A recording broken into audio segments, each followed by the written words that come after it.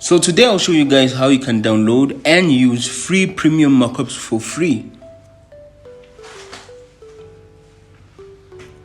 So obviously the first thing you're going to do is go down to the link in the description below and open up to my free Photoshop mockups and templates Telegram group. You feel free to join the group, and you'll see that in this group there are so many mockups and templates that you can download. So for this tutorial, I'll be showing you guys a specific mockup and how customizable these mockups really are. We're going to open up in Photoshop.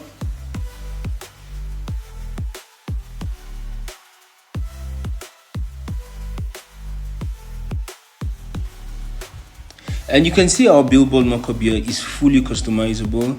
I'm going to import a previous old design of a billboard that I made. You see, even though it's short, I can still stretch it out so it can fit into the designer. But obviously you guys are going to create a billboard design that fits perfectly, and you can see how it looks. And you can also change the background. So guys, in my Telegram group, you will find mockups that are fully customizable and make your workout really pop up and look so real. You can change the color to however you like.